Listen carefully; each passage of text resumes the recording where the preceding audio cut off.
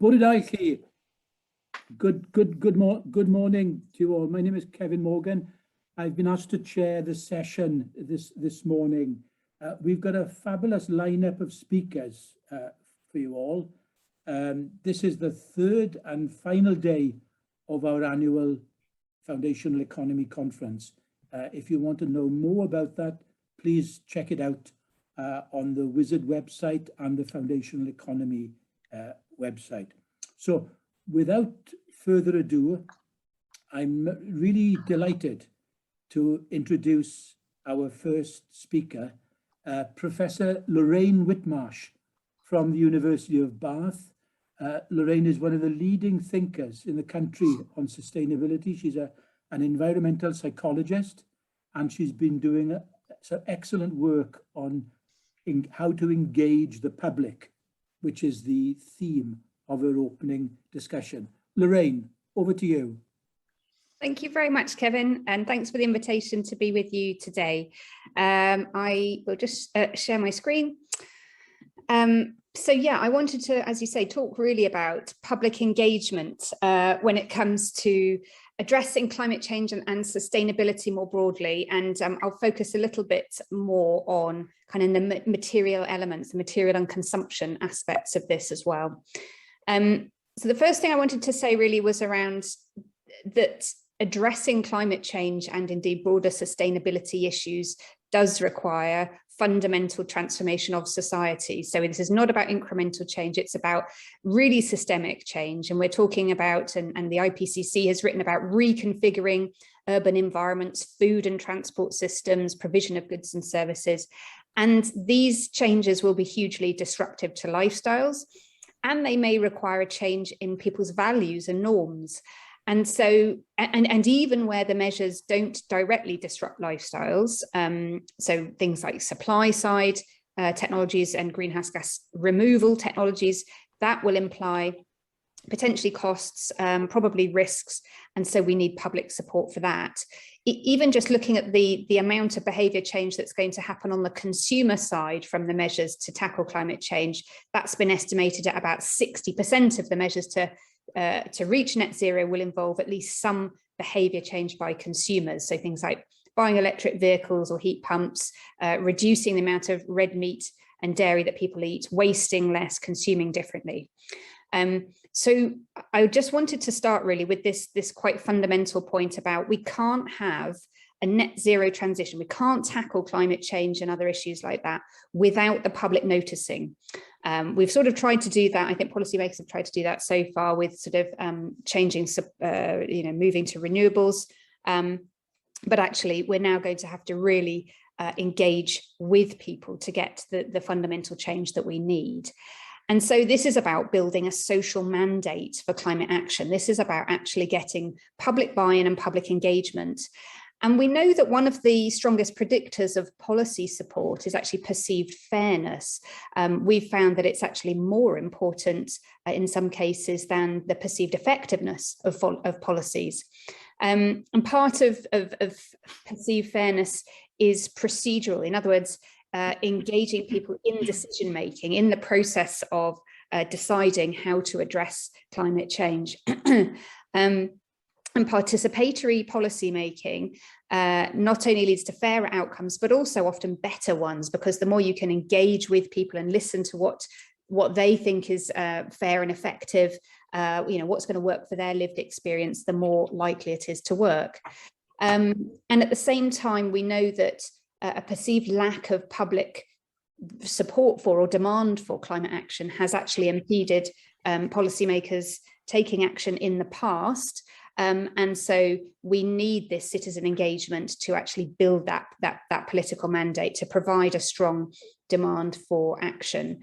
And so one of the things I'll talk about is the Climate Assembly UK, which was a big deliberative engagement with the public to find out really what policies they want to tackle climate change. And today is actually the anniversary of the report that was given to Parliament as a result of that process. So it's quite timely to reflect back on that. So I've talked about the transformation requiring significant disruption to lifestyles, and this is a big part of the work that we do in our centre, is looking at behaviour change as part of that. So we focus on these areas actually because they constitute a large proportion of people's carbon footprint. So we're talking about changing diets, changing how people use energy, how they travel, and how they consume more generally, the material consumption, which is the area I'll focus a bit more on in this talk. And I think what's also really interesting to point out is that as well that there are many co-benefits to changing these behaviours. There are many additional benefits. So that we can improve people's health, for example, by eating less red meat and dairy and choosing more active modes of travel. And similarly, when it comes to material consumption, there are co-benefits for well-being, because we know that consumption doesn't satisfy our fundamental psychological needs.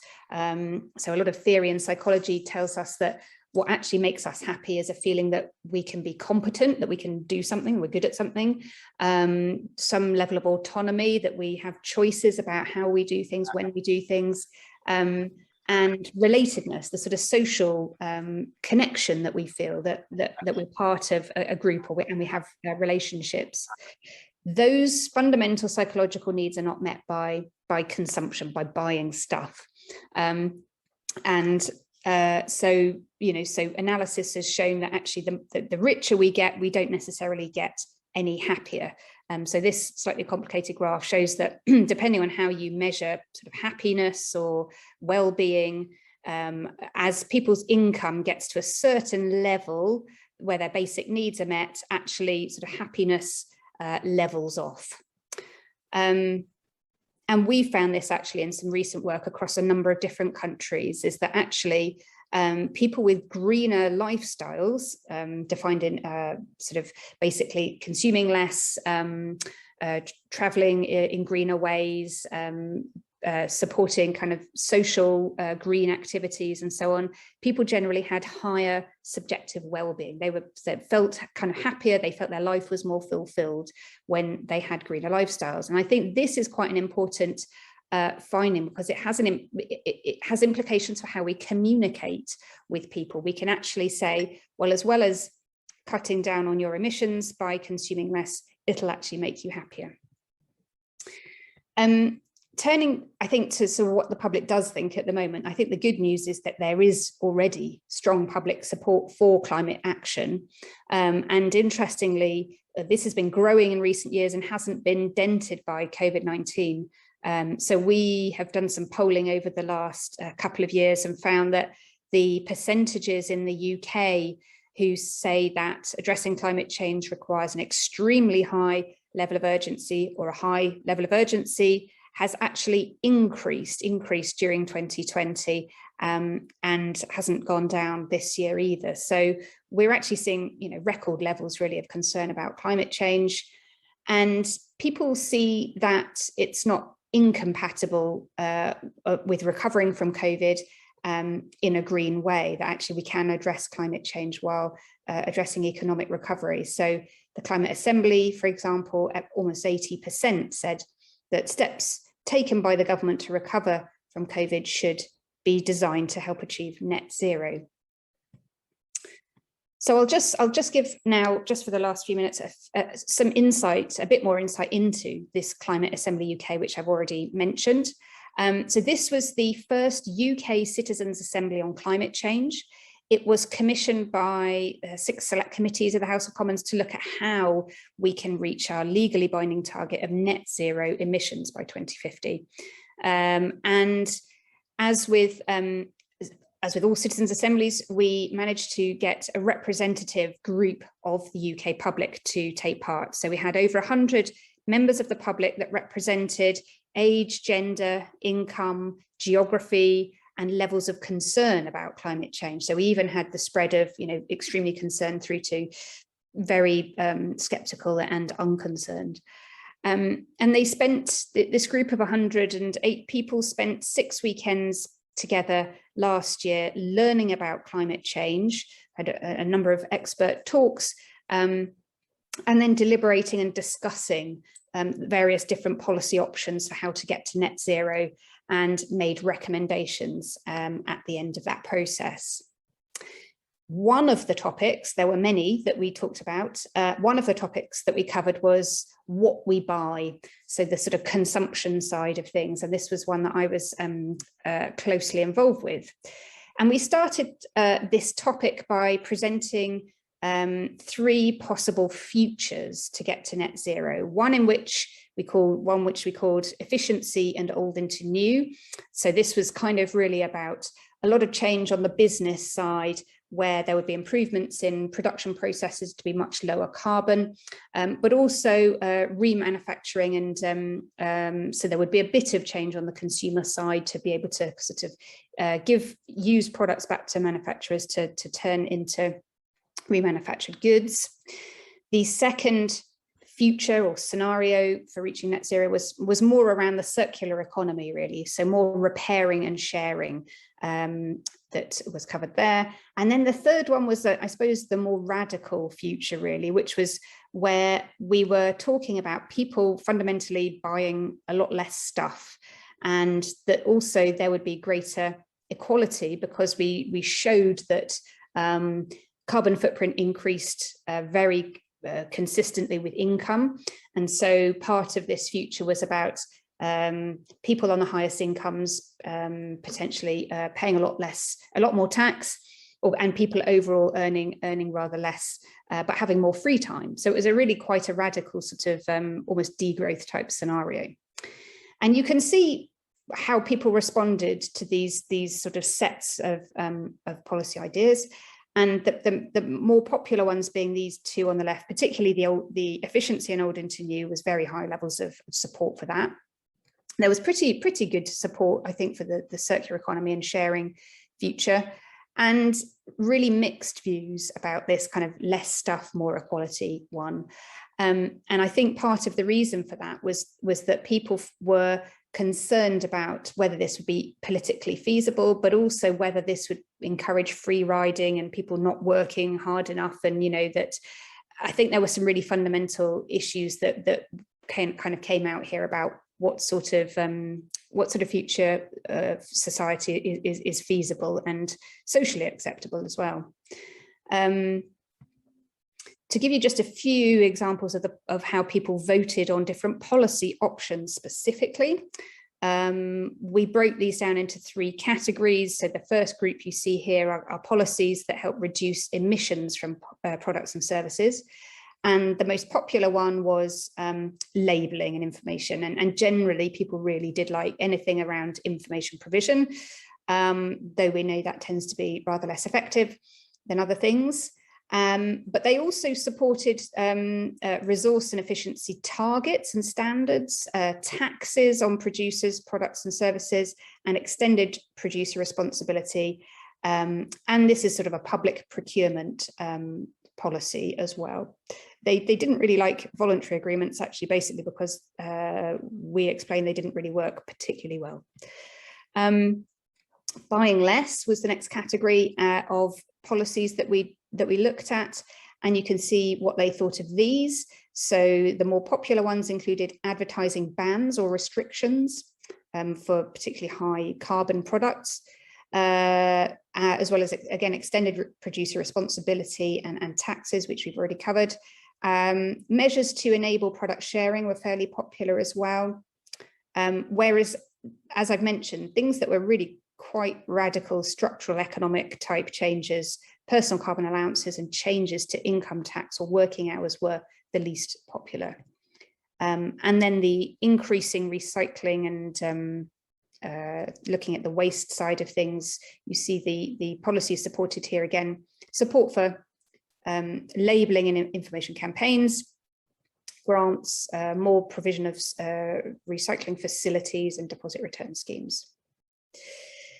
So I've whizzed through that, and I don't think I've really got time to talk very much about how we change lifestyles. I wanted to really focus a bit more on the sort of public support for different types of policies, but obviously what people will support and how to actually change behaviour to two separate but related things. And the other area of work that we're doing is actually trying to design interventions to change behaviour in this area. So we know that we need things at the individual level. So we need some of those information provision like labels that I mentioned and that were very popular in the Citizens' Assembly. But we also need social approaches like social movements and participation, and actually something like the Citizens' Assembly helps come under that category.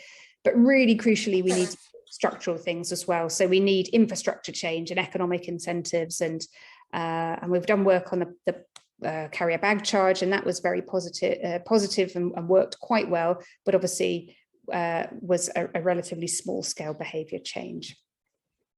So I've rattled through quite a lot of things there, and wanted to just conclude with these points really, which are that radical social and behavioural change is essential for reaching net zero. And there is already, I think, good public support for climate action and for a lot of the measures that we need to achieve a more circular economy. So what came out of the Citizens' Assembly, I think, was a really clear support for a lot of repairing, sharing, as well as efficiency on the business side as well. And how can we achieve some of these things through lifestyle change? We need to still engage with people, because I think some of the reason why we saw the measures like personal carbon allowances and other things maybe not being so popular was partly to do with concerns about fairness. So are people just still going to want to work, and does this mean that people won't be motivated to do anything for society anymore? And so interesting sort of concerns came out there. So I think still needing to engage with people and establish acceptable workable policies. Designing interventions with co-benefits. So I mentioned that well-being is one of the co-benefits of a less consumption-based lifestyle, a more dematerialized lifestyle. And actually, I think the more we can emphasize those sorts of co-benefits, wider benefits of material transitions, then the more we can actually engage with people and persuade them to change their behavior and their lifestyles. And yeah, we need other interventions, as I mentioned. We need those more structural changes as well, because there are lots of influences on people's behaviours. So I will leave it there, I think. Lorraine, many, many thanks. That was a truly excellent presentation and a really great start to this session. So many, many thanks for that, Lorraine. We'll pick up on questions to Lorraine and comments when everybody's had a chance to present. So moving on now to our second set of speakers, I'd like to introduce Katie Palmer and Simon Wright. Katie is from Food Sense Wales, has been a major policy campaigner on more sustainable food in Wales for many years, and so has Simon Wright. Simon is both a food entrepreneur from Wright's Emporium in Carmarthenshire. If you haven't done some research sampling in his restaurant, I urge you to do so. And he's also now the Professor of Practice. I'd like to introduce both of them now because they're both going to talk about the role of food in the foundational economy. So over to you, Katie. Thanks, Kevin, and thank you for welcoming Simon and I here today. Before I start, I just wanted to very quickly pick up on Lorraine's presentation, if I'm allowed to do that, just to give you a couple of figures about carbon emissions and the food system. So in Wales, 16% of the carbon emissions come from agriculture. We actually don't have a figure for the whole of the food system in Wales, but the IPPC have said that globally between 21 and 37% of the whole food system, so that's from production all the way through to supply and consumption, takes up somewhere between 21 and 37% of carbon emissions. So the food system is a really important thing to be looking at in this space.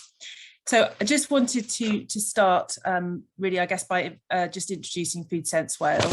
So Food Sense Wales aims to influence and impact on how food is produced and consumed in Wales, ensuring that sustainable food, farming and fisheries are at the heart of a just, connected and prosperous food system.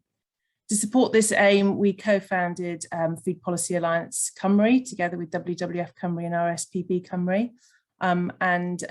Food Policy Alliance Cymru, or FPAC, is a coalition of organisations and stakeholders building and promoting a collective vision for the Welsh food system. Simon and I have picked up the gauntlet for today's event from fellow FPAC member Shay from WWF Cymru. We wanted, after having a bit of discussion, we wanted to reframe a little bit the question that we were presenting. And we wanted to ask, what role does the foundational economy have in building a diverse and resilient food system for Wales? And I guess in this sense, resilience is the capacity of a food system to deal with shocks and stresses, whether from internal or external sources. Over the last 18 months, we all have seen a deepening of cracks that were already starting to surface in this respect. So I'm going to start by outlining the pre-pandemic shape of our food and drink sector in Wales, the pre-COVID figures from 2019, and then discuss some of the causes and the impacts of those cracks in our food system, and briefly highlight some of the ingredients that we think are needed to build a resilient and diverse food system in Wales. And concluding really that to effectively use the foundational economy to build that resilience, we need leadership, and we need to build a vision and a plan, and we need the governance to deliver and inspire that. I'm then going to hand over to Simon, and he's going to provide some context within the real life example of the work that's been going on in Carmarthenshire. So to start with the food and drink sector, we can see that in 2019, and of course these figures will have changed dramatically following the pandemic, but back in 2019, the food and drink sector in Wales had a turnover of around 22 billion and was employing well over 200,000 people across the sector, which is close to 17% of the Welsh workforce. Interesting to note that 85% of all food and drink business sites in Wales are classed as micro businesses, so less than 10 businesses. But when we look at these figures, the reality is now that we import far more food into the country than we ever have done before. Back in the early 1980s, UK self-sufficiency stood at around 4/5. When we look at things like veg, for example, we're only producing about 1/4 of a portion of veg per head of population a day on 0.2% of our land. And meanwhile, we are importing produce from climate and water challenged countries across the seas. The global food system faces numerous crises, which put at risk the future of a resilient and secure food supply system. And the existing global industrial system is in part responsible for this. From an environmental perspective, I guess, we can see what's happening. We've got the decreasing in soil fertility and soil loss. We've got decreasing biodiversity, especially in pollinators that we need to grow crops. We've got decreasing ocean health and depletion of fish stocks through overfishing and dead zones. Deforestation around the world is causing issues. And we're wasting nearly 1/3 of the food that we're producing. Meanwhile, we've got this crazy situation where 1 in 4 of our children, by the time they hit reception age, are overweight or obese, and 60% of our adult population in Wales is not a healthy weight. We've got children who are more likely to be an unhealthy weight if they're living in low-income households. And we've got policies in Wales that aren't supporting those children. So 42% of children in Wales that are living in poverty are not eligible for free school meals, one of the major mechanisms, safety nets to support low-income households. And we know that just across the UK, just 6% of children in secondary schools are actually eating the recommended amount of vegetables, which is quite frightening. And then when we look at the economy, you know, we're retaining as little as 8% of the eventual value of agricultural produce in our own supply chains. And where we have 16% of people in Wales that are food insecure following the pandemic, they're a lot more likely to be food insecure than the general public if they're working in the food system. And when you look at the economy around pay in Wales, that's not so surprising. So in 2019, the median pay in the food and drink sector was just over 15,000. And that sits against the median pay in the Welsh population for the average working population of just over 28,000. So you can see that the value that we're putting into our food system does match the value that we should be. So if we're going to build value in the foundational economy, we need to create good, well-paid jobs. We need to ensure that value is measured in its widest sense so that we're taking account of those external costs, such as poor public health, environmental damage, and we need to retain more of that value within Wales. And you know, there are some really fantastic examples of work that's happening across Wales to look at building a more resilient food system. And as I mentioned, Simon's going to be picking up on one of those examples in a moment. But we need to build on this pilot work, and we actually need a coherent vision for what we want our food system to look like in Wales. Now, the programme for government has set out a number of areas that can support food in the foundational economy. Some of those are fairly explicit, like the agriculture bill and the community food strategy. Others of them are less obvious, things like the agriculture bill, the economic contract, the community food, the young person's guarantee. And what we need to do is take all of those different elements that are put forward in the programme for government and actually pull them together and work across silos within government. Apologies, that's my doorbell, which I'll ignore.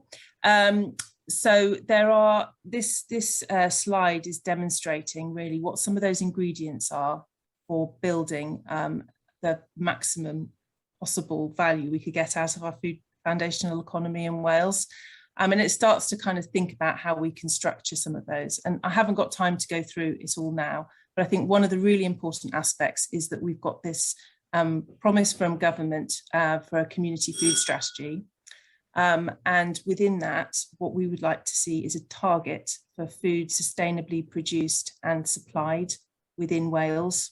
And we think that this is really, really fundamental. And this goes alongside all of those other elements, looking at the food infrastructure, looking at our processing, our logistics, our procurement, our accreditation standards, how all of these things fit together alongside some of the other priorities for government. So finally, I guess just to conclude then, that Food Policy Alliance Cymru in the run-up to the elections was calling for this Food System Commission, and it's something that I feel really strongly about, that we need to appoint an independent cross-sector food system commission, which could be tasked with delivering a roadmap to deliver a food system fit for future generations, but one that also builds our food foundational economy so we have a really diverse and resilient food system. Simon, I'm handing over to you now, and I'll nudge me on the slides if you need to. Thanks, Katie. Hi, I'm Simon Wright. I'm joining you from Carmarthenshire. I thought it was important to point out where Carmarthenshire is. I'm sure you already know, but it's in southwest Wales. It's an area of about just under 1,000 square miles. Has a population of just under 200,000. The biggest town is Llanelli, which is post-industrial, 40,000 people. And the primary land use is obviously agriculture and forestry to a degree. And yeah, Katie's done a great job, I think, in setting out the drivers and the context for what we've been doing in Carmarthenshire. And I suppose in many ways, what we're trying to do down here is to model many of the things that Katie's talked about on a county-wide and indeed sort of regional basis, really, and get some action actually happening on the ground. The instigator for this was the Welsh Government Foundational Economy Challenge Fund, which was something that was announced in 2019. £4.5 million for initiatives that imaginative and innovative initiatives related to the foundational economy. It named a number of sectors in which government saw that as being appropriate. Food was one of those. In Carmarthenshire at that point, we had, the council had already done a lot of work in the preceding years from sort of 2018 onwards in terms of the rural economy and the problems it's facing. In terms of inequality, rural poverty, the breakdown of communities and the consequences of that in terms of things like informal social care, the language, which is very important in Carmarthenshire. Nearly 50% of the population are Welsh speakers, and other consequences of breakdown in communities, which we've seen a huge change in the past 3 or 4 decades in South West Wales, in common with other rural areas. And so the project that Carmarthenshire came up with was to look at how we could put more local food on the public plate as part of a foundational economy drive. That quantity in the public sector as a whole in Carmarthenshire is around about £5 million. It's not a ridiculously large amount of money, and I'll come to that a little bit later, but it's nevertheless significant. And the project straddled the Public Service Board, which exists to coordinate activity across the public institutions in the county. Thank you. Good. Excellent anticipation, Katie. And so I think we've been working on this for about 18 months now. Obviously, COVID interruption made things a little bit more difficult since that. But one of the biggest thing I think, in the sense of the finding, is the scale of the gap between what we produce and what we eat in Carmarthenshire, particularly on the public plate. They're two completely different things. But also the opportunity that therefore arises from that economically if you would start to fill that gap. So most of the production in Carmarthenshire is, on the meat side, is lamb, as you would expect, and beef, and we produce a lot of dairy. The consumption on the public plate, however, is mostly chicken, pork, a lot of dairy, and vegetables. And we produce very few vegetables at the moment. 62% of the meat bought by schools in Carmarthenshire is chicken, and that is all derived from outside of the UK. Some of it from within the EU, some of it, quite a large proportion of it, from elsewhere. Pork's a similar sort of situation. Dairy's rather better in that we do consume quite a lot of Welsh milk in the form of milk and cheese and yogurt, etc., within the public sector in Carmarthenshire, but the processing of it, and therefore a lot of the value of it, is done outside of the county, and indeed in many cases outside of Wales. The veg situation is particularly interesting because though historically, and you don't have to go back far here, maybe 100 years to 150 years, where you see an enormous amount of market gardening in southwest Wales that now largely doesn't exist. There is more in the slightly western counties of Cadeirydd and Pembrokeshire, but very little in Carmarthenshire, which gives us a massive opportunity potentially in horticulture, where if we were to start to fill that gap, and it's a particular place, I think, where public procurement can be really important as a driver. It's also worth saying, in terms of horticulture, that the economic benefits can be huge because of the amount of value that can be realized from relatively small areas of land and the employment that can bring. So we see that horticulture as a really big opportunity and a focus for a lot of activity going forward. Next slide, Kate. I need to hurry up with this. What do we need to do? So we've been looking at what the situation is and how would we get to where we want to be, put more local food on the public plate, obviously. One of the key things, real value in the procurement process, an area of massive debate across the world, certainly within the UK and certainly within Wales. How do we incorporate social value into the procurement system, and how do we do that particularly in terms of food, in terms of the effect, and measuring the effect of using more local food and more food from regenerative farming on climate change, the benefits there, health, the areas that Katie has mentioned, really. In order to do this, one of the biggest challenges we've got is to redesign the public plate, because there is no correlation at the moment between the menus and what we're expecting to put on the plate in the public sector and the things that we produce locally and their seasonality. So if we said tomorrow, for instance, we're going to commit to putting, 10% of local food on the public plate, we couldn't do it because the food that is required on the demand side isn't there on the supply side.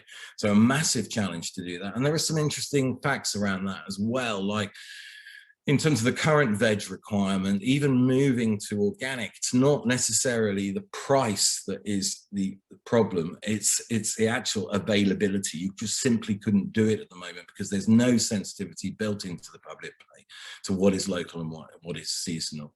So we need to grow that supply side, and we need to grow it in parallel with demand, and we're looking at initiatives on that side at the moment. One of the key barriers is access to land, and there's some really interesting work going on there in partnerships with farmers and growers and using farming land and everybody benefiting. So there's some really good stuff going on there. And we need to establish partnerships and cooperation. And I thought everything that Lorraine was saying is just crucial to what we're doing in Carmarthenshire, because we need to establish that joint vision. Actually, when we talk about barriers, the biggest barrier that we have is cynicism. We've been down this route before, we've talked about it for many years, nothing has happened. And all these pieces that we want to put in place have to come together, and we need that partnership and cooperation. But to do that, people have to be involved in designing things. Next slide, Katie.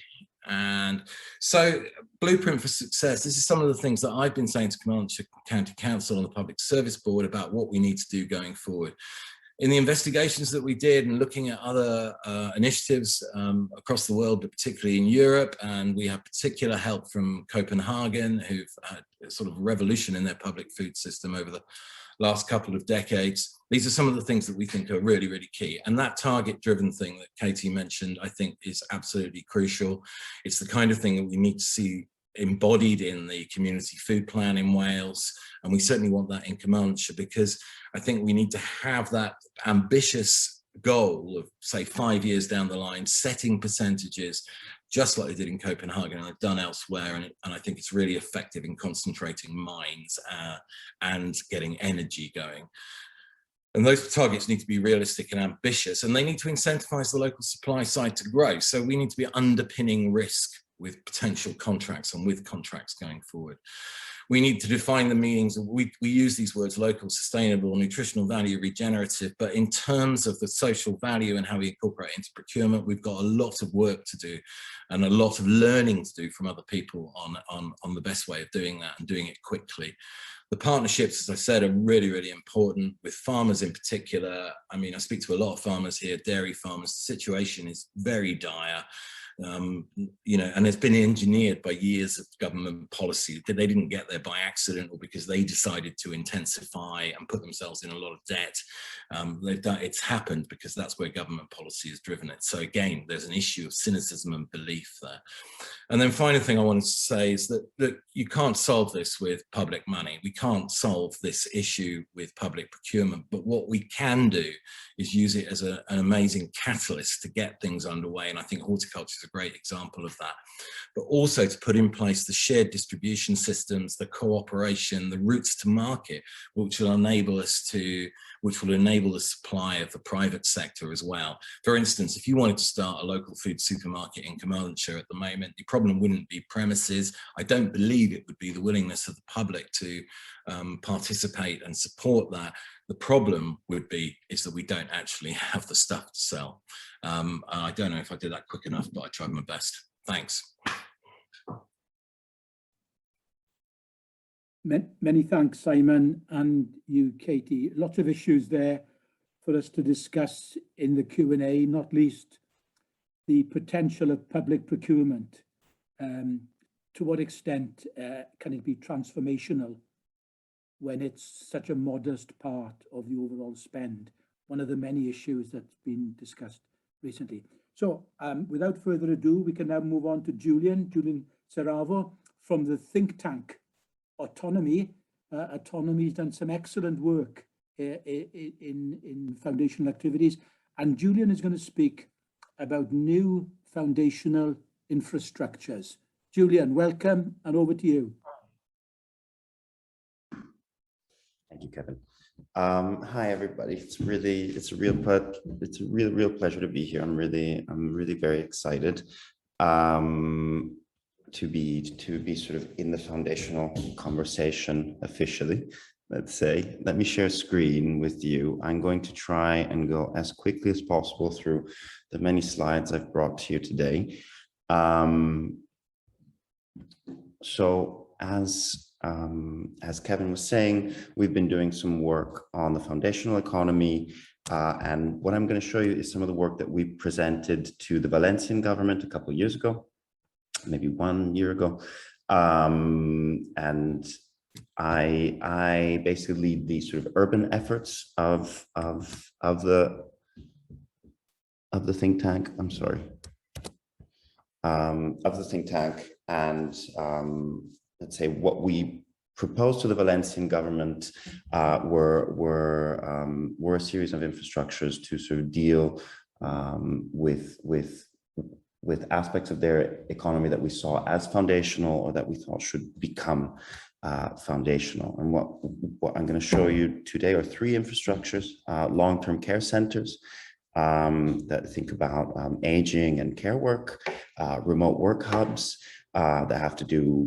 mainly with desk work and other sort of the creative industries, and something that we're calling SME centers that deal with, let's say, logistics for small and medium enterprise. As I said, this is part of a larger report that we were doing for the Generalitat Valenciana, and in particular for their employment service, their regional employment service called Labora, which at the time was sort of rebranding. This document translates as the future of work and employment policies in the Valencian community. And let's say in the chapter that the urban team took care of, I guess the primary hypothesis was that of asking what if workspace, instead of being a commodity, was a common resource. And the logic that we followed to develop this was to not only think about what is foundational. So as some of you may know, Valencia has been for years relying on seasonal work, in particular touristic activities, and we were interested in asking what will be foundational, and I guess how can we bolster that part of economic activity in the region, which is why we came up with these three infrastructures. And the first one I'm going to show you are long-term care centers, which is essentially a neighborhood infrastructure for aging and care work, and it joins services for the aged with services for carers. And when we were thinking about the carers, we thought of unpaid carers in the neighborhood, as well as informally employed ones and employees of the public sector. So really trying to make commons of care centered in the neighborhood. So offering real sort of tangible services to both carers and care recipients. As we go through these infrastructures, I'm going to present to you some of the principles that guide, in a way, all of these infrastructures, but sort of explaining them through some of their specific aspects. And the first one is to aggregate precarious and atomized workers by offering tangible resources. So this is especially important for care work, and in particular was important in the Valencian region, which sees care work being performed by sort of within very informal settings, whether it's paid or not. So we felt there was really a need to think about mechanisms to bring workers that will be otherwise very fragmented and atomized to one place. One of the strategies we had, or one of the spaces that we offered within this, for example, was a whole area dedicated to let's say addressing the precarity of care workers, including rest areas, napping rooms, kitchenettes, showers, to sort of address the very specific nature of shift work in care.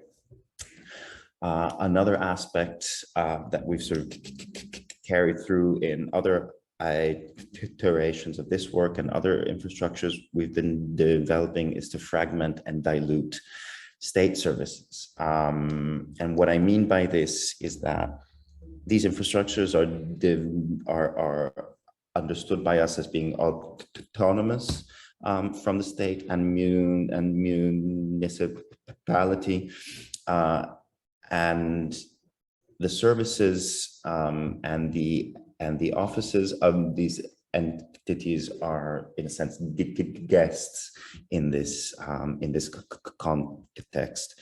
So this, for instance, is the Orientation and Support Bureau of La Bora, the employment service we were working for.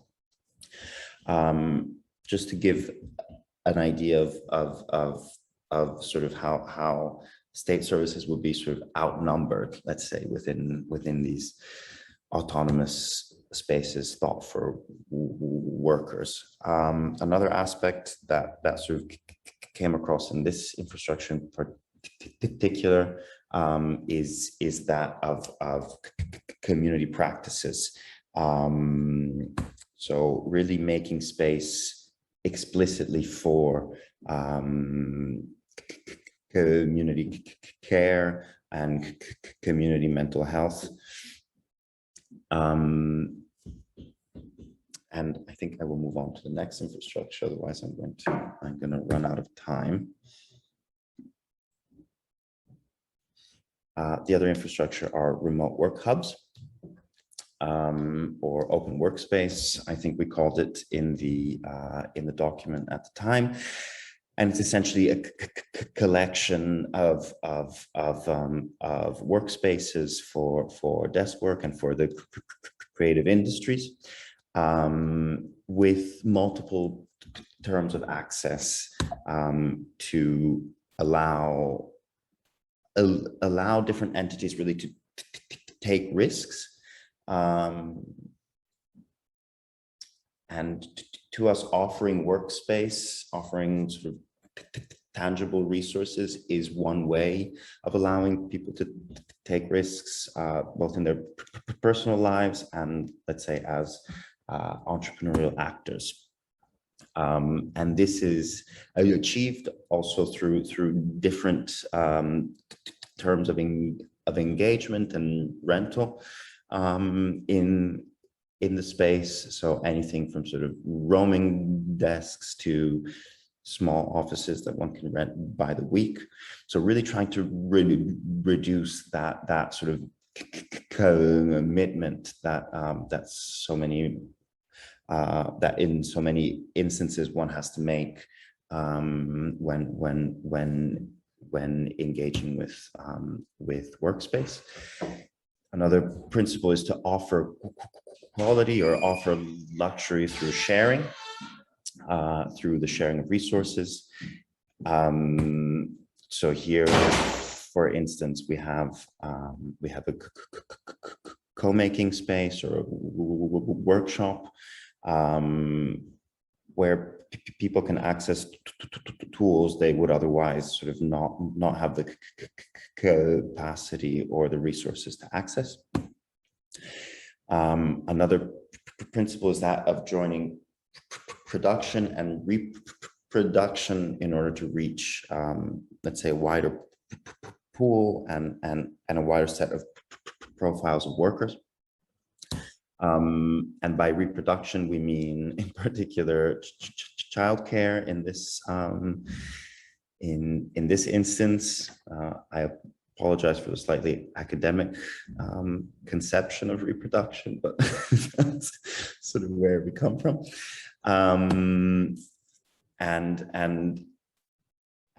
So we have sort of we propose both a nursery and offices that would be sort of more child friendly.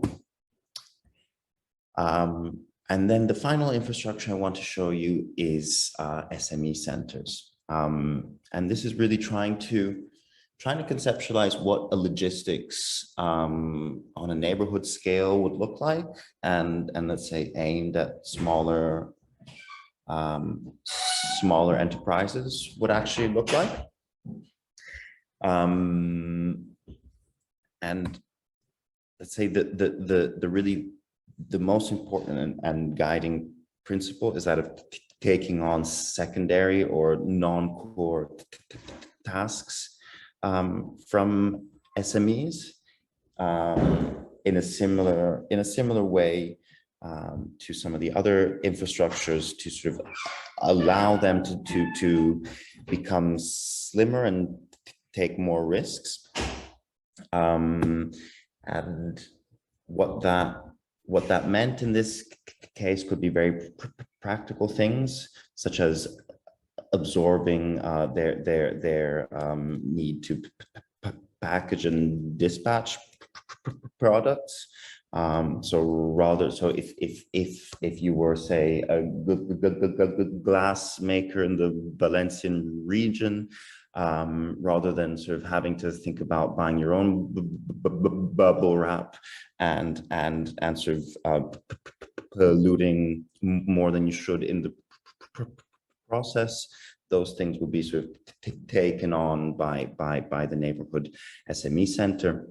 But it wouldn't just be sort of these very practical aspects, but also things like e-marketing or design services. So trying to offer let's say low-cost versions of what would normally be actually quite expensive services, and B, hard to even sort of reach, and this had to do also with the specific context of Valencia, in which many of the bosses of SMEs were over 60, and sort of very reluctant to innovate. And usually this was addressed by offering courses in innovation or English language. And I guess what we were proposing was a more direct approach towards that issue. SME center that we proposed to them included a showroom to ensure that smaller players have visibility, but also that some of the supply chains would also become more visible through, for instance, here we have the supplier materials library. That was sort of very much a very fast flavor of these three infrastructures. I apologize for this very pixelated image, but I just wanted to give you an idea of the sort of the afterlife of some of these infrastructures and speculations that we've been working on. This is the SME centers, which I didn't mention include saunas as well. And they made it sort of into the Express, which was fun. Yeah, thanks. I'm going to stop here, but I'm very happy to sort of go into a bit more detail.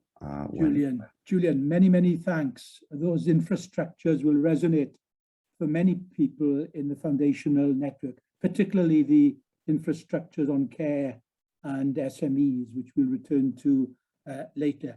But at that point, we'll now have a 5-minute comfort break, folks, and we'll return at 11:05 when we'll return to Chris Jofeh's presentation on residential decarbonisation in Wales, one of the trickiest challenges of all on the journey to net zero. So please, a 5-minute break, and we'll reconvene at 11:05. Thank you very much.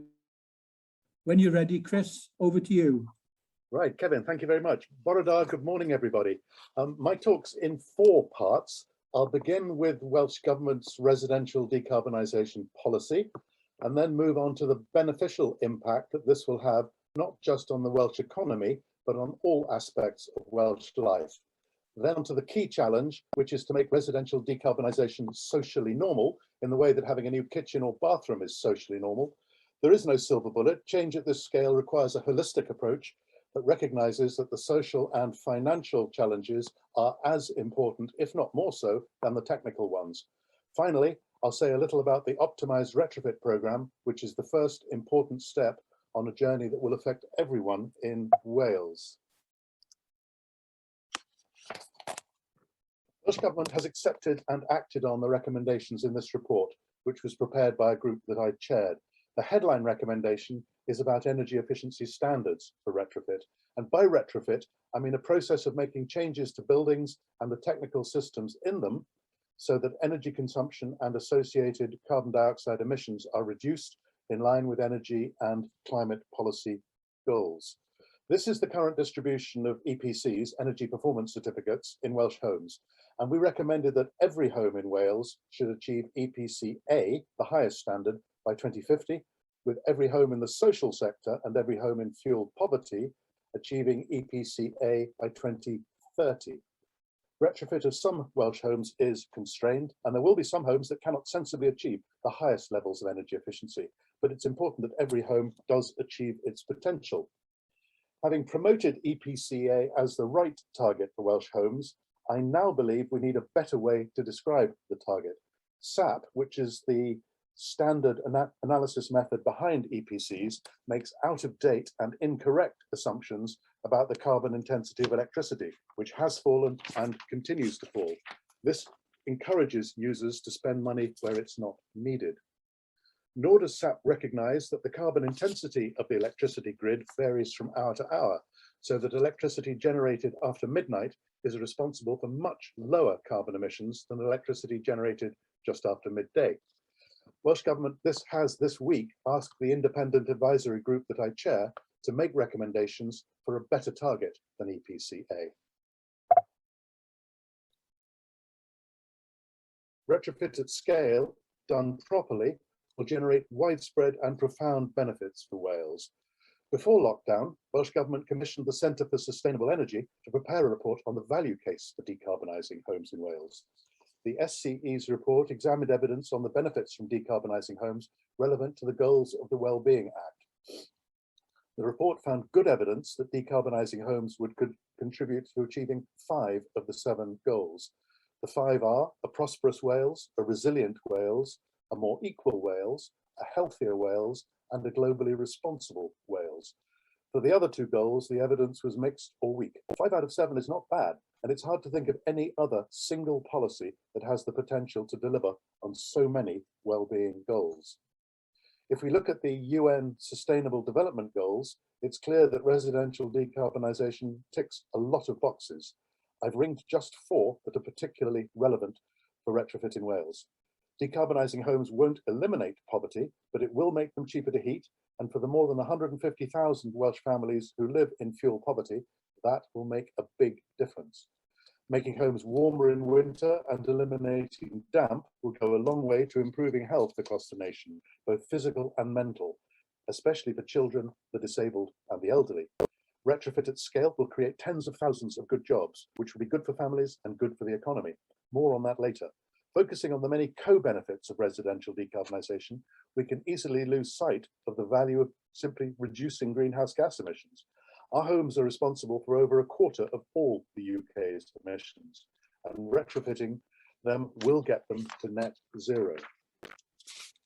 We, that's to say the advisory group that I chair, think that the uptake of improvements to the first 300,000 homes might look a bit like this. It follows the S-shaped uptake curve that all previous home improvement measures have taken. We hope that uptake by private homeowners will start to take off around the middle of this decade, again following the same curve. Work is being planned for the next phase of the optimised retrofit programme to understand what is needed excuse me, to create the conditions in which it is socially normal and easy for owner-occupiers to decarbonise their homes. Adding both curves together gives this overall picture. Well, it will in a moment, I hope. Try again. I'm sorry, the thing's frozen. Let me try again to move on the slides. There we go. We don't want the rate of improvements to slow down in the second half of the 2020s, so it will be necessary to introduce measures to increase uptake by the early adopters among the able to pay. If we get it right, we can create a steady and substantial programme of work for about 20 years. Study after study has shown the excellent economic multiplier effects of residential decarbonisation. Billions will be spent doing this in Wales over the next 3 decades. That will lead to increased orders for goods and services. The firms involved will employ more staff, and those people will spend their disposable incomes, which will in turn lead to increased employment in other sectors of the economy. Out of work benefits, winter fuel and cold weather payments will reduce, as will demand on the NHS. At the same time, there will be increased revenue for Treasury from corporation tax, VAT, and income tax. This report by the New Economics Foundation for the Office of the Future Generations Commission estimates that a Welsh housing decarbonisation programme would create over £19 billion in additional GDP and £3.5 billion of net tax benefits and 26,500 new jobs in Wales by 2030. The report also says that the programme would save over £8 billion in energy bills and create £4.5 billion in health and environmental benefits by 2040, helping to put more money back into local economies across Wales and reducing the strain on health and social care services, particularly during the winter. I very much welcome this report because of its holistic approach to the funding of all tenures, and I very much welcome the approach taken by CHC, Community Housing Cymru, and its members to generate new ideas for finding the money. Rather than looking to Welsh Government to supply all the money needed, they have said that they will try to do that, turning to Welsh Government only as the funder of last resort. For many years, UK Government has had a department, first DEC and now BEIS, trying its best to get us all to retrofit our homes, with very little effect. In contrast, there is no government department responsible for new kitchens, but millions of us do upgrade our kitchens and find it easy to do so. I believe there is no reason why retrofit must be any harder than having a new kitchen or bathroom, but it is. Much of the blame for this rests with UK Government. There are 3 main factors responsible for the failure of previous UK energy policies to deliver affordable and sustainable housing decarbonisation at scale. The first is a failure of a long-term policy certainty. The second is failure to understand and change human behaviour, as Lorraine has outlined. And the third, lack of a systems perspective of the problem. The devolved administrations in Wales and Scotland are able to deliver long-term policy certainty, which is essential for investment by industry and by the public. And so far, they are doing that. When it comes to behaviour, UK government appears to believe that if you exhort people to do the right thing and offer free money, all will be well. Experience shows that these actions are not sufficient. We need to base policy on a proper understanding of human behaviour.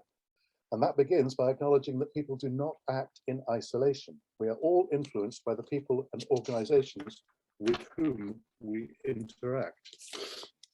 This diagram shows just some of the people and organisations that influence the behaviour of owner-occupiers. And it's centred on owner-occupiers because they're key to residential decarbonisation, because they own a large majority of Welsh homes and are responsible for an even larger fraction of Welsh residential greenhouse gas emissions. The people and organisations shaded in blue have a direct influence on our owner-occupiers, and those shaded in pale pink have an indirect influence. That's all well and good, but we need some way of deciding what we want these influencers to do. Fortunately, there is a tried and tested method that originated in healthcare that does just that. It's called the behaviour change wheel, and we used it when writing the Better Homes report.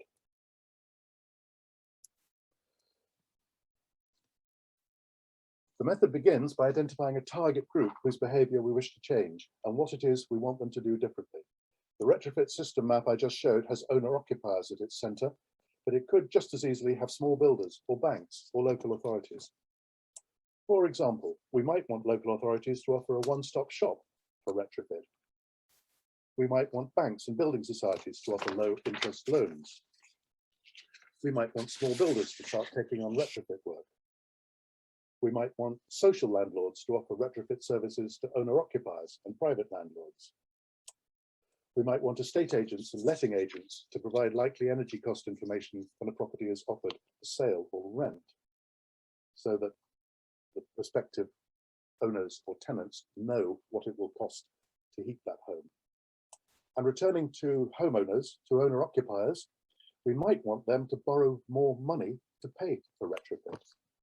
So, the behaviour change wheel uses a model of human behaviour called COM-B, which identifies 3 factors that need to be present for any behaviour to occur: capability, opportunity, and motivation.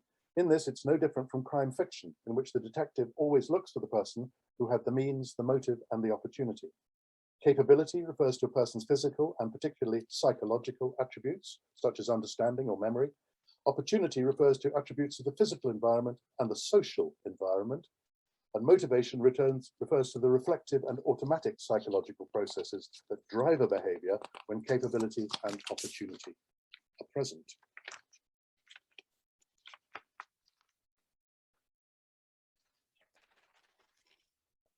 These 3 factors form an interacting system of behaviour. If just one of them is not in place, then the desired change will not occur. Therefore, it's important not only to remove barriers to the behaviours required, but also to put in place targeted enablers to support capability, opportunity, and motivation when needed. So, with owner-occupiers as the target group and borrowing money for retrofit as the target behaviour, we can list the capabilities, opportunities, and motivations that owner-occupiers need. This and the next 2 slides contain much more text than can be comfortably read right now. So my presentation will be made available to anyone who wants a copy, so you can read them at your own speed. The behaviour change wheel identifies 9 types of intervention that can influence either capability or opportunity or motivation. I'm not going to read them all out. I'm sure you've done all your own reading for some time now, but here are just 3 examples. Enablement, example of enablement. The Federation of Master Builders, Citizens Advice, and the Joint Contracts Tribunal could work together to create a simple, standard homeowner small builder contract for retrofit work. An example of modelling. A local authority could show some examples and outcomes of an owner-occupier going through the retrofit process. Environmental restructuring. Builders merchants could stock all the kinds of materials and products needed for retrofit in this area. They don't at the moment, certainly. And the behaviour change wheel method identifies 7 types of action by the public sector to support or mandate interventions by others. As with the previous slide, I'm not going to read them all out, but here are some examples. Example of service provision: Welsh Government could commission an all Wales building stock model. service provision again, local authorities could run one-stop shops that provide retrofit support and guidance. Guidelines. Local authorities could publish local planning guidance that supports rather than hinders retrofit. And regulation. Welsh Government could oblige estate agents and letting agents to provide energy cost information to prospective purchasers and renters.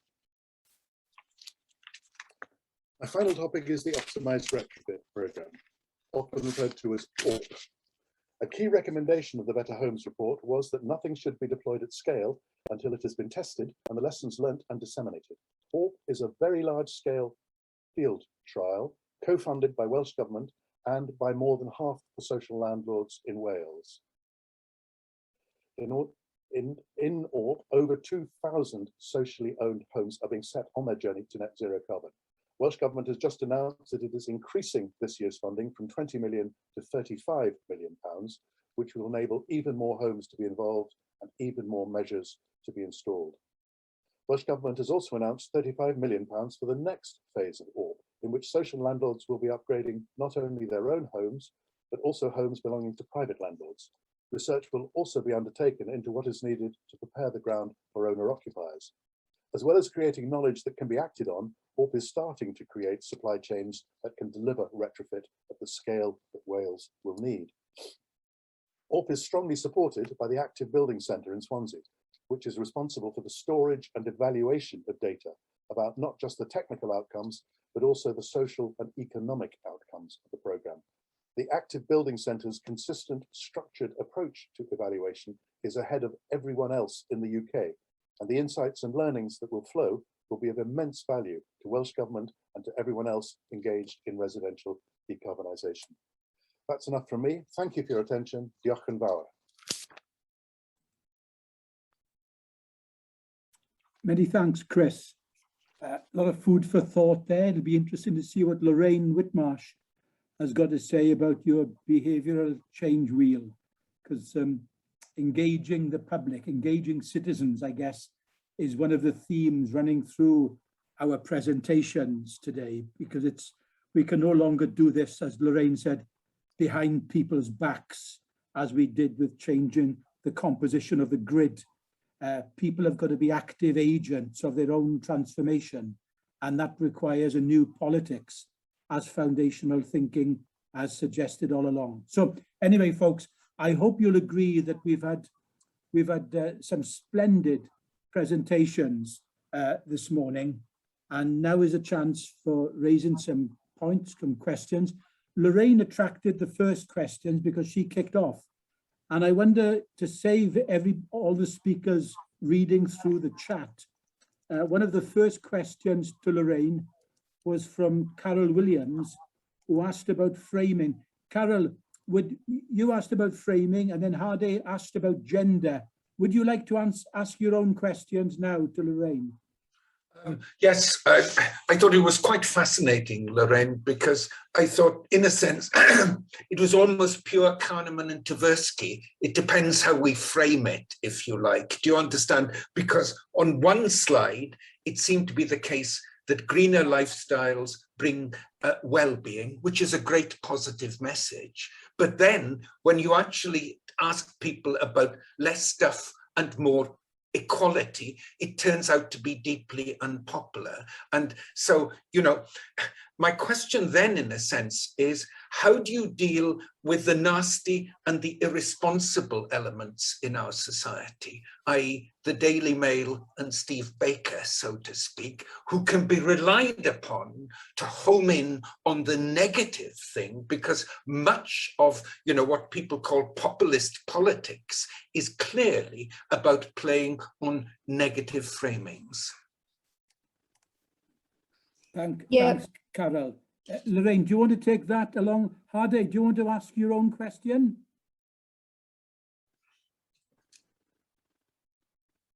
Yes, sure.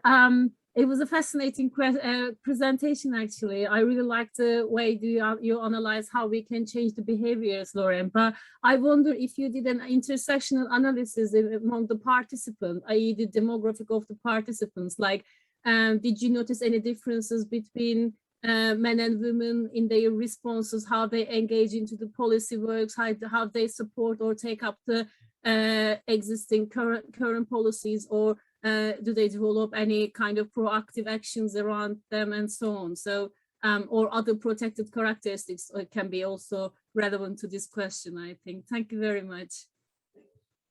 Yeah, thank you for those questions. Taking Carol's first, I think this is a really huge issue, actually, and it's kind of this intriguing finding from the Climate Assembly that the future that we thought in some ways might be most appealing, because it did present this idea of sort of equality of a kind, and you know, we did mention the evidence around well-being associated with more dematerialized lifestyles. There were mixed opinions. So I wouldn't say it was universally disliked, but people had concerns, and part of it was about the, you know, the political feasibility. Is this something, you know, this is some sort of really radical future? You know, nobody would ever go for it, would they? And politicians wouldn't go for it. Part of it was a fear, I think, of giving up a quality of life that people are used to, and sort of, yeah, that feeling of sacrifice. And I think you're right about framing that maybe there was an assumption that we're talking about, you know, that this is a negative impact on our quality of life if we're having less stuff. And part of the reason I think there's an assumption around that is because of, you know, decades or centuries of marketing around consumption makes you happy. This is our consumerist culture that we're living in, and we have so much advertising that tells us that if we buy this, that and the other, we'll be happy. If we have a bigger house, a bigger car, we'll be happier.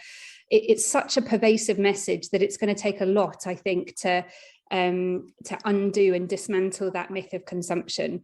And yeah, so we're starting to see evidence that this, you know, that it doesn't make people happy, but we still have to compete with those very wealthy, entrenched, vested interests in getting people to buy more stuff. So that's part of it, I think. And you touch as well on the sort of negative framings and the concerns around, you know, some of the populist press.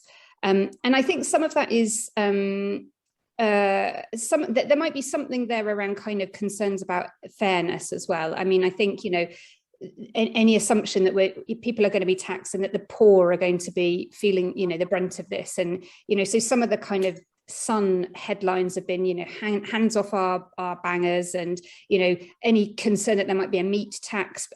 We know that people on lower incomes tend to eat a bit more meat than people on higher incomes. So there is this sort of maybe potentially quite genuine concern that actually the people who can least afford it might be being, you know, taxed or will pay the worst price here. So I think we have to manage those concerns, some of which are genuine. So I think it is about saying what we need to do is design policies that are equitable and that do address, you know, distributional considerations and will improve people's quality of life. So, for example, eating less red meat will improve your health, even if you don't care about climate change, and so on. So have more positive framings around co-benefits, I think, is really key. So hopefully that slightly answers that question. And then, yeah, Heidi, thank you for your question around kind of differences. I mean, I think a lot of the work that we do, and particularly our partners in climate outreach do, are around segmenting the public, not along necessarily demographic lines, but around their values. So looking at how people who maybe value things like individual freedom versus sort of collective good might differ on their views around climate policies, how, you know, people with different sorts of politics have different views, how, you know, those sorts of more value and ideological based differences. We have tended to explore those because those are quite, the implications of those differences mean that then we can frame information differently to those audiences to resonate with those values. So, you know, if we find that people on the right of centre value, politically on the right of centre value jobs, security, energy security, for example, we can emphasize some of those sorts of benefits from climate action, whereas maybe people on the left might have more concerns around climate justice, and we can talk around, you know, some of the sort of equity aspects and so on. So we've sort of, that's where we focus, but you're right that there are differences according to sort of demographic and other factors. And for example, women tend to have higher support for tackling climate change than men overall, and have higher environmental concern than men. age differences exist. So, you know, skepticism and concern and lack of concern about climate change tends to be higher amongst the older age groups than younger age groups. So yeah, there are also those differences, which I think are worth bearing in mind, but we've, I suppose, done a little bit less work around that. Thanks, Lorraine. Who's next in line? Any questions for Lorraine or on our other speakers, please? Please, I'm sorry, I can only see EHP on your screen. And you need to unmute yourself. Yeah, Edward Perkins. I put a question to Simon on the chat. And one of the points, I think, for all of us engaged in agriculture is how do we determine what is sustainability?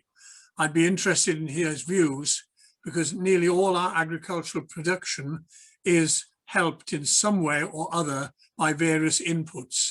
And it's those inputs, do they make us sustainable or unsustainable? Perhaps you've got a comment on that, Simon.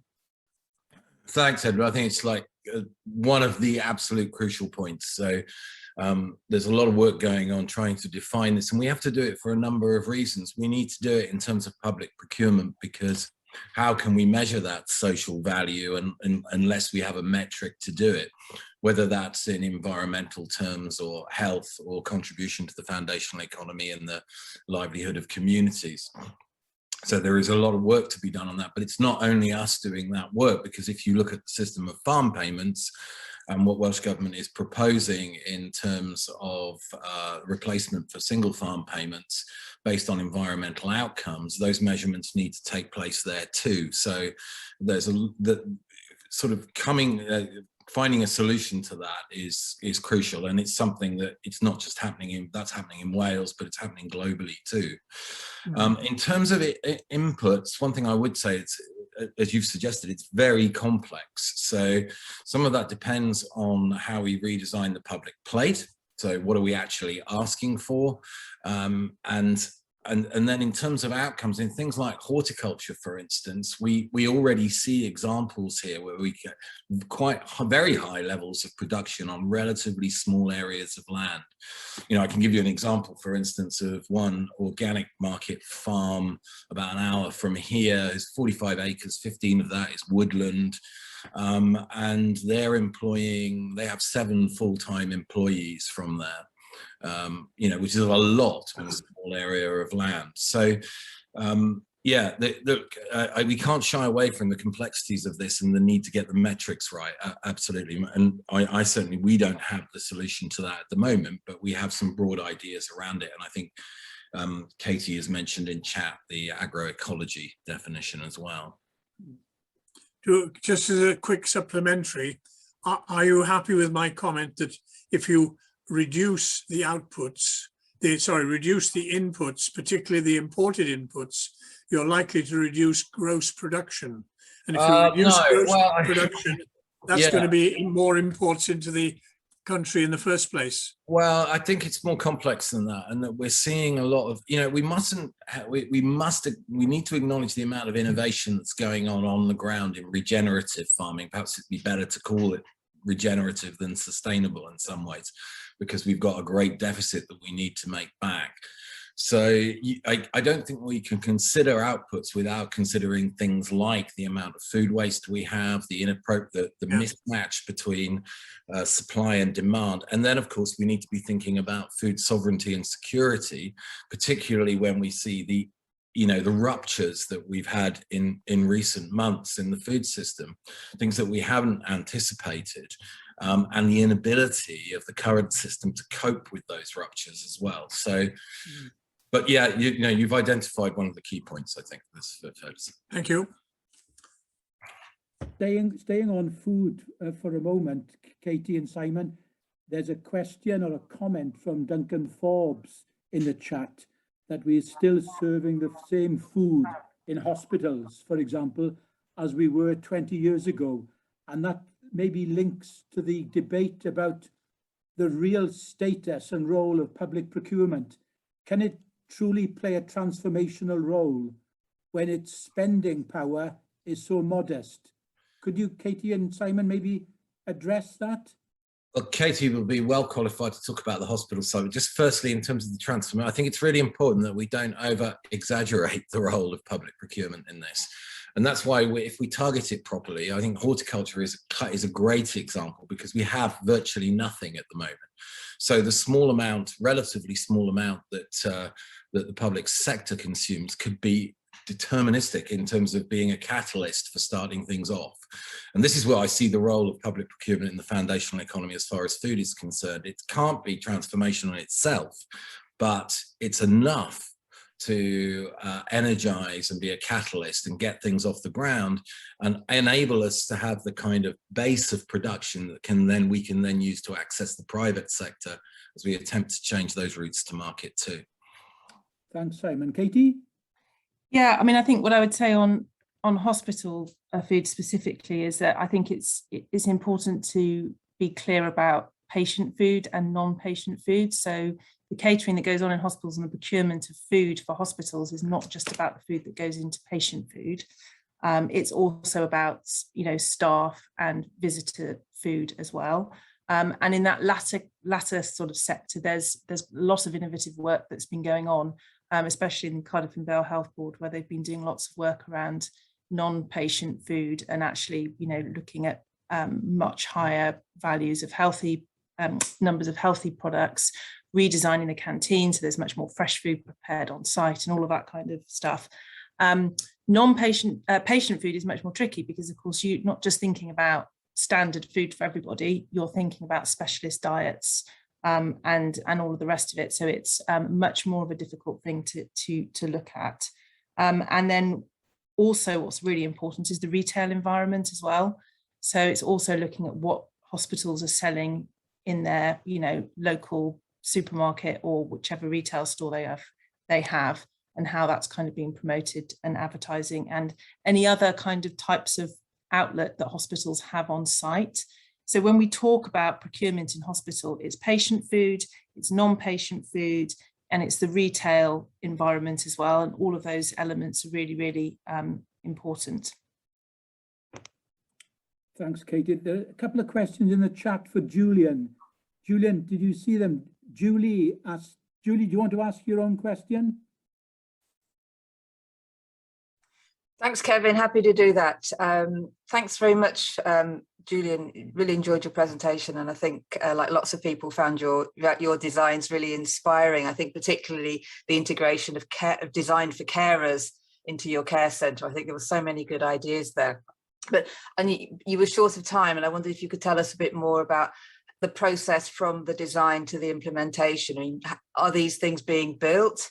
What needs to happen to get them built? Is it about money? Is it about local politics? Is it about lack of imagination? Perhaps you could tell us a bit more. So I would say there is, I think all of those fronts are problematic that you mentioned. Just a note on imagination, I think I think so many people feel with public services that we are on the back foot, and that we need to save what we can of the things that we already have. So the proposal of having new elements understood as a public service, such as workspace, becomes even more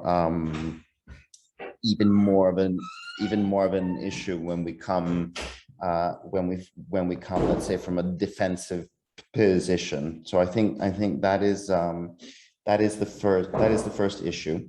As far as bringing these ideas home, let's say, to the UK, this is the kind of thing that both the GLA and the Labour Party have both been sort of interested in and sort of have an ear towards. And I think there is a political issue that lies more between the GLA, for instance, and the councils that would have to implement this kind of idea. So I mean, this is just sort of from our limited experience and conversations in terms of sort of their power to see these things implemented, to see sort of all of their sort of all of the great research that they commission implemented. There's a huge gap there with all that. As far as Valencia is concerned, I would say that yes, the primary issue is funding, despite the fact that we have proposed different ideas through which these things could be funded. I think the area in which we've made the most amount of inroads is the care infrastructures that you mentioned. That the level of, let's say, crisis in that area has actually sort of opened up, I think, a lot of possibilities. But in some, I would say it's been really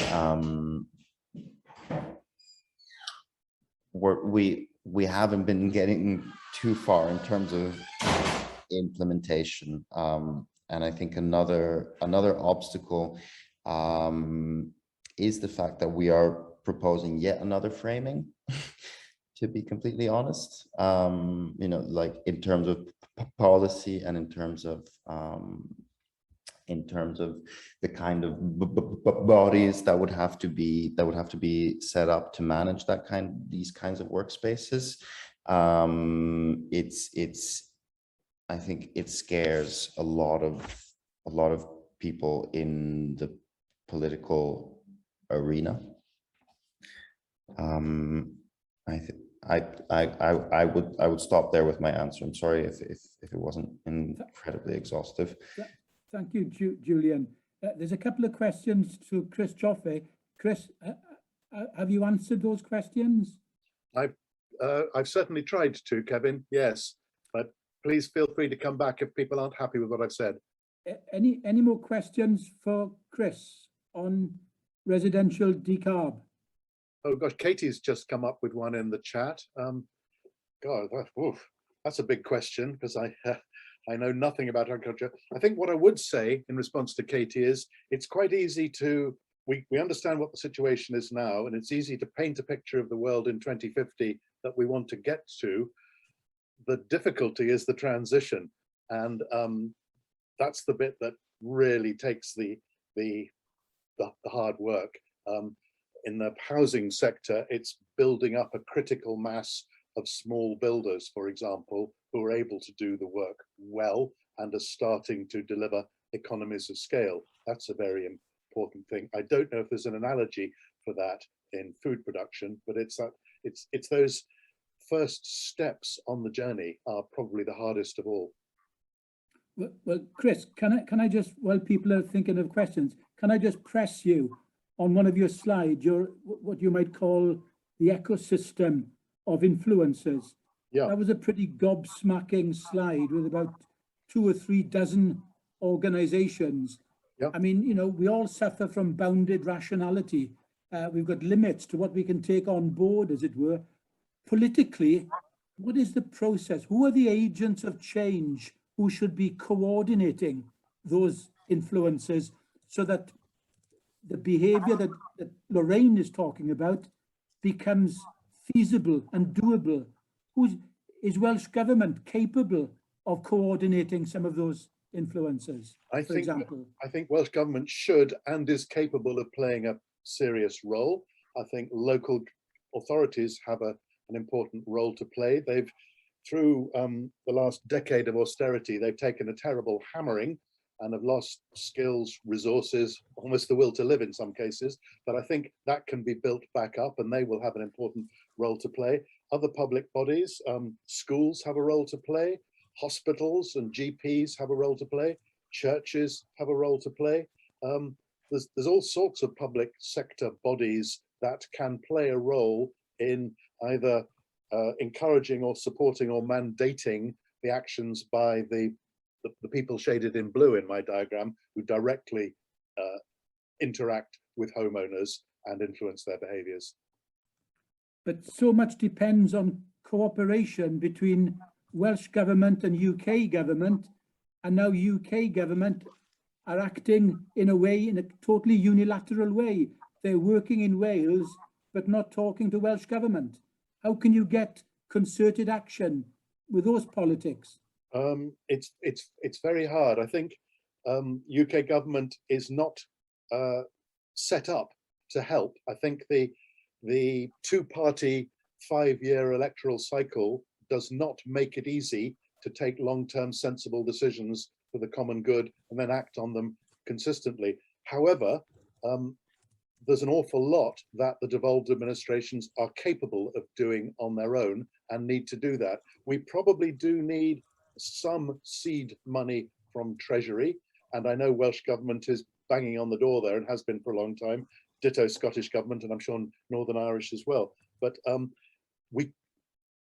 we can't wait, if you like, for Westminster to get its act together. We just have to do what we can ourselves and make a better future for ourselves. I think progress will happen in the devolved administrations, and I think it'll happen in some English cities and city regions. And I think eventually Westminster will catch up, because they will look at what the rest of us are doing and learn lessons from it. So at the moment, their role is to make things harder for us, but that should not stop us from doing what we can. And there's a huge amount that we can do ourselves. Thanks, Chris. Katie's got her hand up. Katie? Not me, Katie. I haven't intentionally got my hand up. Well, you've got a yellow hand up on your screen. Okay. That's a legacy hand. Let me move it. Let me put that down then. Oh, sorry. Okay.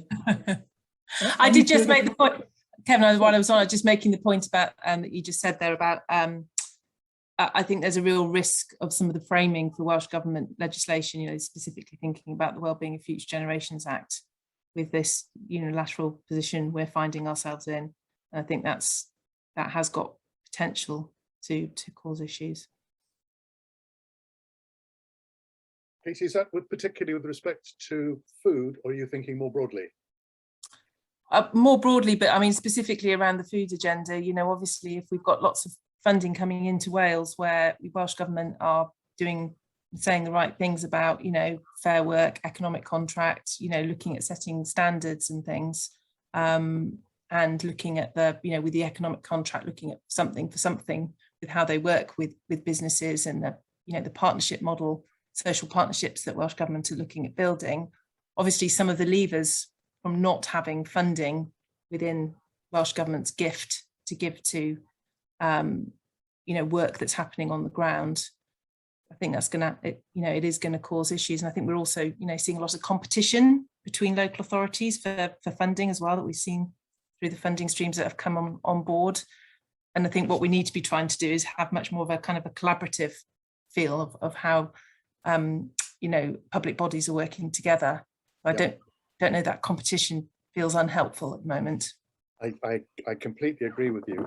I'm very encouraged though, when we first produced our report and said, golly, the social landlords need to lead the charge, the general response from social landlords was very happy to do that, but Welsh Government has to find all the money.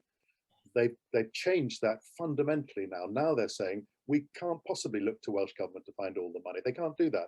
We must find the money. Maybe there's some that we just can't find, and then we'll go back to Welsh Government, but it's our responsibility. So I think part of this is about collaboration, and part of it is stop looking over your shoulder to government to pay for everything. Somehow, local authorities need to find ways of raising funds other than asking Welsh Government or Westminster for money. And there are examples of that across the UK starting to pop up already. I think under the pressure to do what we absolutely have to do, there's going to be some imaginative stuff coming out, which may transform the way we behave. Any further questions, folks, for any of our speakers?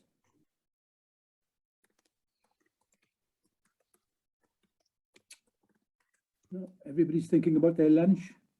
Kevin, Ian Jones has got his hand up, I can see on my screen. Ian, please, sorry, I couldn't see it. Thanks, Ian. Yeah, I don't want to stop people having their lunch. I thank you so much for all the speakers. That's really exciting stuff. I was just picking up on what Chris just said and this problem of scale. And I totally agree we can't depend on central government to fund everything. But if I've read it correctly, the optimal refit budget in Wales by the government is about 19 million next year. And the NEF report is talking about 15 billion pounds of spending that's required just for Wales. So I just wonder, then people might say as social landlords, yes, we need to find the money, but is there a need for some kind of coordinating mechanism for that? Because these are massive amounts of money and they can be hugely beneficial, both in terms of the environment, but also creating jobs and improving people's lives. So I just wonder if we need to move away from, it's good to move away from a reliance on the central state, but there is a need for coordination, particularly if we're looking at low interest loans, because the market may well fail in that quite drastically. So just a query about scale. And if I may, Kev, just because I thought Julian's presentation was really inspiring, and I just wonder whether, I mean, Carol and Julie and colleagues have just produced a report on the problem of town centres in Wales with very exciting recommendations. And I just wonder whether the Valencian government saw it not just in terms of labour market solutions, but as solutions to town centres, and whether there's a point here about policy interventions that address more than one policy issue. So an example in Bangor is a thing called Neath, which is a new hub in an old building designed for creative arts for young people. But there are lots of other policy solutions that could be doing or addressing, not just improving the town centre, but also improving young people's lives and giving them activities. So I just wonder whether we're missing a trick in saying, you know, we might be working in each individual silo with great solutions, but trying to demonstrate, frame, as Carol said, that our solutions address more than one issue. Sorry, that was long-winded. Thanks, I Ian. enjoyed it so much. That probably reflects that.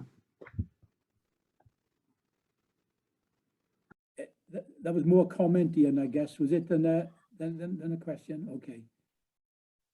So as in all our sessions, folks, we've tended to end around the discussion of if these things are necessary, they're important to us, significant. How are they affected? How do we create these alliances for change that we talk about? And within them, who are the prime movers, the prime agents of change? And I guess that's, at the end of the day, creating those political coalitions for change is the key question, really. So if there are no further questions or comments, can I thank everybody for making the time to join us this morning. We've had 5 fabulous speakers in 4 sessions, and we've got an exciting final afternoon this afternoon, concluding with Lee Waters, the Deputy Minister, who's been, to my mind anyway, the most important Welsh government politician in terms of enabling the foundational economy concept to land in mainstream Welsh politics. So it's an engagement with him at the final session. And before that, Carol Williams will chair a session on transitions and renewal in providential services. So I hope you'll be able to join us at 2 o'clock this afternoon. And once again, many, many thanks for making the time this morning. Thank you. Oil.